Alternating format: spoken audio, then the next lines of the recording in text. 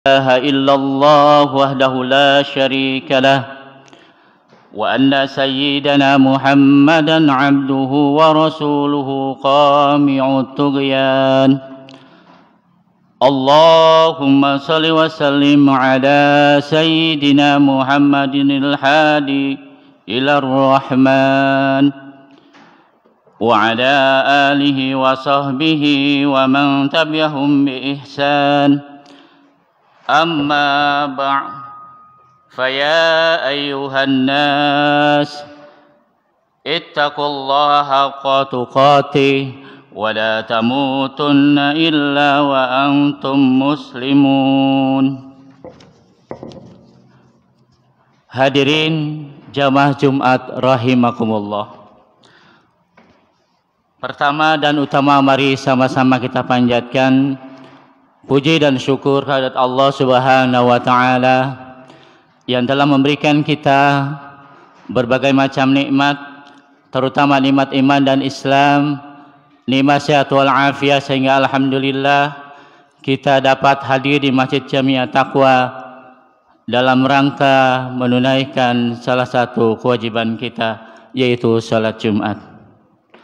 Salawat dan salam tak lupa marilah sama-sama kita sampaikan kepada junjungan kita Nabi besar Muhammad sallallahu alaihi wasallam, kepada keluarganya, sahabatnya, serta sekalian pengikutnya. Selanjutnya, melalui mimbar khutbah ini, Al-Fakir mewasiatkan kepada hadirin sekalian dan terutama kepada diri Al-Fakir sendiri untuk selalu bertakwa kepada Allah Subhanahu wa taala dengan cara menambah ketaatan kita kepada Allah Subhanahu wa taala dengan menjalankan perintahnya dan menjauhkan serta meninggalkan larangannya. Hadirin sidang Jumat rahimakumullah. Di antara kenikmatan besar yang dikaruniakan Allah pada manusia ialah berupa lisan dengan fungsinya, yang diantaranya adalah untuk berbicara. Dari kemampuan berbicara lahir komunikasi yang dapat saling dipahami maksud dan tujuannya, dan dari komunikasi itu lahir interaksi dan hubungan antar manusia. Seiring dengan perkembangan zaman, kemampuan berbicara ini pun berkembang menjadi berbagai macam fungsi, baik itu melalui bahasa lisan maupun bahasa tulisan. Bahkan melalui kemampuan ini, umat manusia bisa digiring kepada kondisi tertentu yang diinginkan. Begitu vitalnya fungsi alat komunikasi ini, maka Islam memberikan perhatian khusus dalam kaitannya dengan kemaslahatan umat, agar kondisi masyarakat dapat tetap terpelihara dengan baik. Terlebih lagi pada akhir-akhir ini, di mana umat manusia sedang dalam kondisi rawan karena tertimpa berbagai masalah. Hadirin sidang Jumat yang berbahagia, untuk itu marilah kita senantiasa menjaga mulut agar tidak mengucapkan serta memasukkan sesuatu yang dilarang oleh Allah Subhanahu wa taala. Al-Quran dan hadis sebagai sumber ajaran Islam memberikan perhatian besar mengenai pentingnya menjaga fungsi mulut. Perhatikanlah firman Allah Subhanahu wa taala. Bismillahirrahmanirrahim. Ya ayyuhalladzina amanu lima taquluna ma la taf'alun. Kabura maqtan indallahi an taqulu ma la taf'alun. Artinya, hai orang-orang yang beriman, mengapa kamu mengatakan apa yang tidak kamu perbuat? Amat besar kebencian di sisi Allah bahwa kamu mengatakan apa-apa yang tiada kamu kerjakan. Quran Surat Asy-Syaff ayat 2 dan 3. Mengenai pentingnya menjaga mulut ini, Rasulullah SAW menjelaskan dalam hadis sebagai berikut. Bismillahirrahmanirrahim. Man kana yu'minu billahi wal yaumil akhir falyakul khairan aw liyasmut. Artinya, barang siapa beriman kepada Allah dan hari akhir, maka hendaklah berkata baik atau hendaklah diam. Hadis riwayat Bukhari Muslim. Memperhatikan ayat dan hadis di atas tampak jelas bahwa Islam memberikan perhatian yang sangat serius dalam kaitannya dengan pemeliharaan fungsi mulut. Fungsi mulut dikaitkan langsung dengan keimanan yang merupakan dasar yang fundamental bagi kehidupan manusia. Kedua, keberadaan mulut dan perilaku sebagai dua hal yang harus selaras dalam upaya menciptakan kondisi yang kondusif dan menghindarkan diri dari murka Allah Subhanahu wa taala. Ketiga, keharusan untuk mengambil sikap diam ketika nilai kebaikan tidak terkandung pada sebuah pembicaraan yang akan dilontarkan. Hadirin jamaah Jumat rahimakumullah. Di samping itu ada beberapa petunjuk dalam kaitannya dengan pemanfaatan alat komunikasi ini agar tetap terpelihara dan terjaga. Pertama, hendaklah orang muslim menggunakan alat komunikasi mulut ini karena adanya maksud yang benar. Dengan kata lain, pembicaraan yang dilakukan atas dasar kebenaran. Pembicaraan yang tanpa dasar berarti menggunakan kenikmatan Allah dengan sia-sia. Maka seorang muslim dibenarkan berbicara bila dari pembicaraannya itu dapat menarik kemaslahatan atau menghindarkan mudarat. Maka Rasulullah SAW bersabda dalam sebuah hadis, Bismillahirrahmanirrahim. Lisanul aqili min wara'i qalbi. Fa idza aradal kalama raja'a ila qalbi. Fa in kana lahu takallama wa in kana 'alaika amsak. Wa qalbul jahili min wara'i lisani. Yatakallamu bikulli ma gharadalah. Artinya, lisan orang yang berakal sehat itu muncul dari balik nuraninya. Maka ketika ia hendak berbicara, ia terlebih dahulu kembali kepada nuraninya. Apabila ada manfaatnya, ia berbicara. Dan apabila dapat berbahaya, maka ia menahan diri. Sementara hati orang yang bodoh berada di mulutnya, ia berbicara apa saja yang ia maui. Kedua, sebagai seorang yang beriman dalam menggunakan mulutnya, hendaklah tepat sasaran, di samping tepat waktu. Artinya, dalam berbicara harus terlebih dahulu memperhatikan sasaran pembicaraannya, serta memilih saat yang tepat. Tanpa memperhatikan dua hal ini, maka pembicaraan itu tidak akan efektif.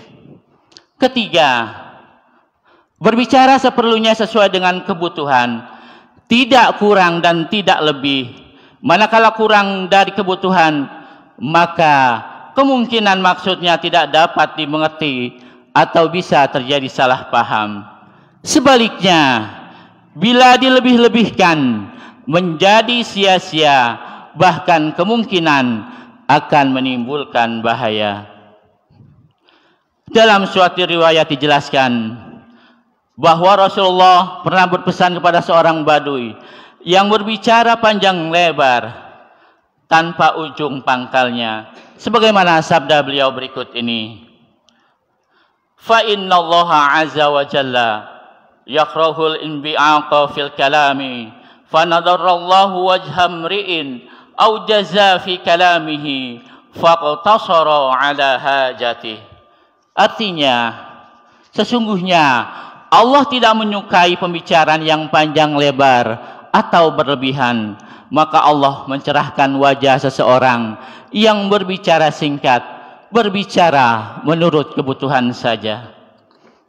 Rasulullah SAW juga pernah berpesan kepada sahabat Mu'adz bin Jabal sebagai berikut. Ya bena jabalin wahal yukibbun nasa finnar ala manakhirihim illa hasaidu al-sinatihim.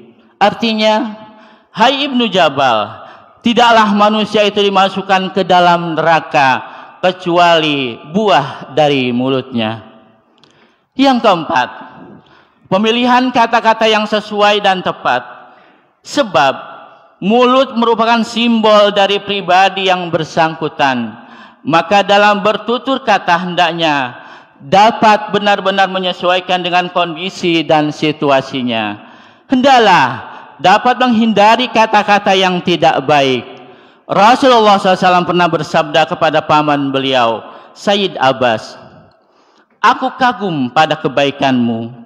Sayyid Abbas lantas bertanya, di mana letak kebaikan seseorang itu ya Rasulullah? Beliau bersabda, di mulutnya. Hadirin jamaah Jumat rahimakumullah. Di antara penyebab kondisi yang demikian runyam, yang syarat dengan pertikaian dan kekerasan pada akhir-akhir ini, tidak lepas dari faktor penyalahgunaan fungsi mulut, yaitu mulut yang tidak difungsikan untuk menyuarakan kebenaran, namun dipakai untuk memprovokasi, memicu pertikaian, memfitnah, dan sebagainya. Mari kita jadikan ajaran agama kita sebagai pijakan di dalam setiap perilaku dan ucapan, bukan sebaliknya, menjadikan simbol-simbol agama sebagai alat untuk mencapai tujuan duniawi, khususnya berkaitan dengan media komunikasi, yaitu mulut. Semua komponen bangsa, terutama pada elitnya, hendaklah selektif dan hati-hati dalam memfungsikan fungsi mulut. Sebab jika ceroboh mempergunakannya, akan berakibat sangat fatal. Kondisi masyarakat yang tidak menentu ini tidak lepas dari andil mereka yang menyalahgunakan fungsi mulut demi mempertahankan posisi tanpa mempertimbangkan benar atau salah menurut kacamata agama. Dalam kondisi masyarakat yang mengalami penurunan kualitas moral, memang seringkali membawa kita kepada pilihan sulit. Kebenaran dan kejujuran tidak hanya menjadi sesuatu yang asing dijumpai, namun juga mahal dan tidak jarang harus disertai pengorbanan.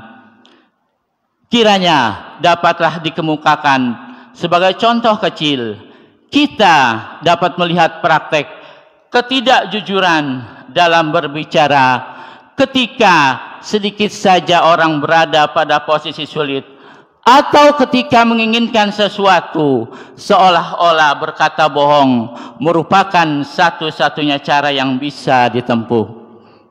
Hadirin jamaah Jumat rahimakumullah, akankah realitas keadaan seperti ini akan menjadi warna dalam hidup dan kehidupan kita, lalu menjangkiti anak cucu kita, atau kita merasa perlu untuk melindungi mereka dari ketidakbenaran?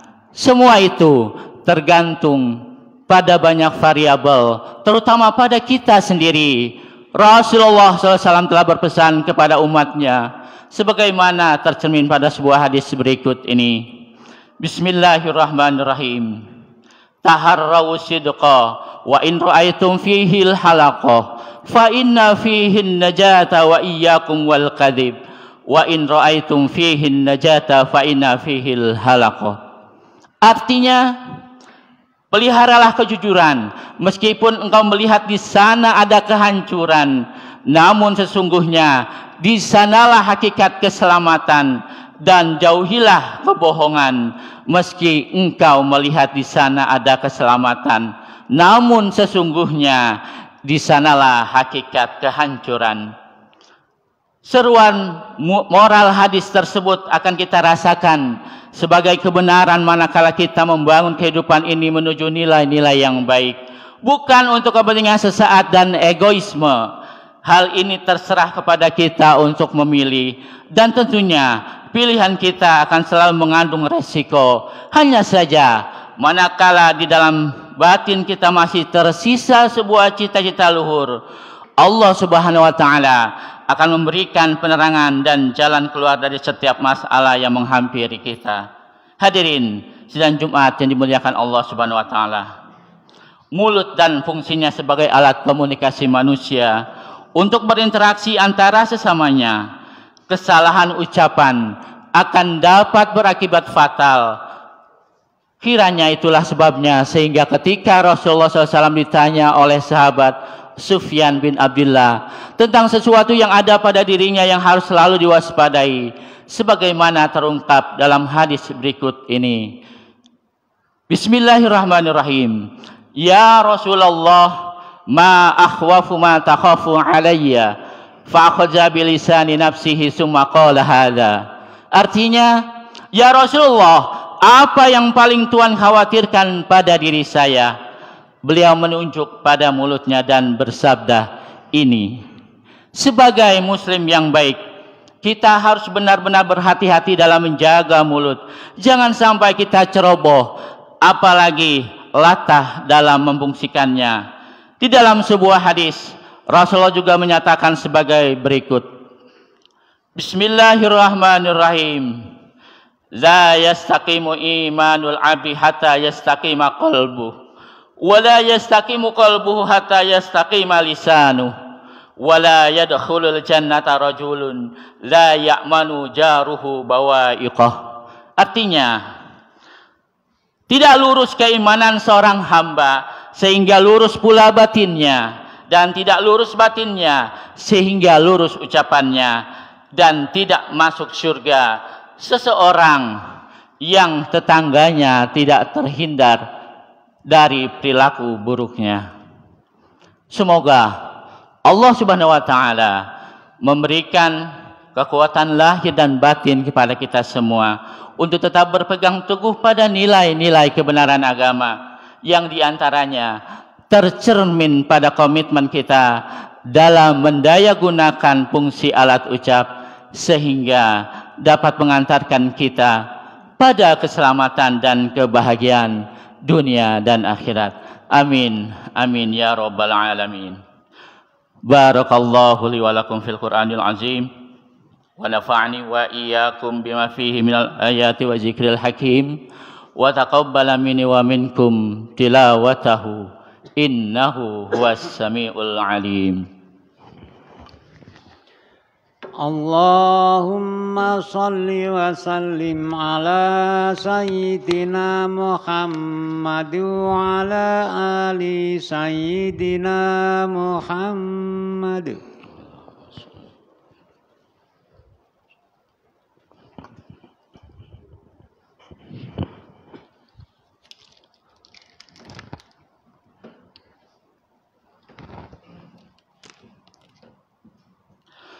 Alhamdulillah, alhamdulillah wa kafa wa salatu wa salamu ala nabiyil mustafa wa ala alihi wa sahbi ahli sidqi wal wafa.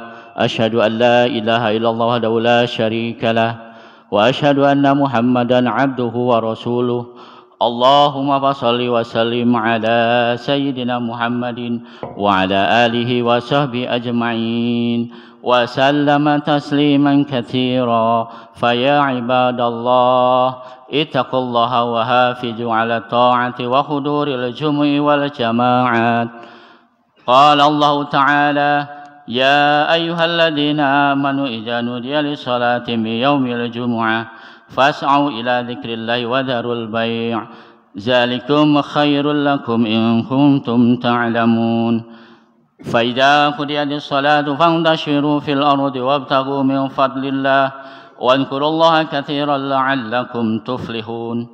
واعلموا أن الله تعالى صلى على نبيه قديما فقال تعالى إن الله وملائكته يصلون على النبي يا أيها الذين آمنوا صلوا عليه وسلموا تسليما اللهم صل وسلم على سيدنا محمد وعلى آله وصحبه أجمعين ورضى اللهم على أربعة الخلفاء الراشدين سيدنا أبي بكر وعمر وعثمان وعلي وعلى بقية الصحابة أجمعين وتابع التابعين ومن تبعهم بإحسان إلى يوم الدين وعلينا معهم برحمتك يا أرحم الراحمين اللهم أصلح جميع ولاة المسلمين وانصر الإسلام والمسلمين وأهلك الكفرة والمشركين وعلي كلماتك إلى يوم الدين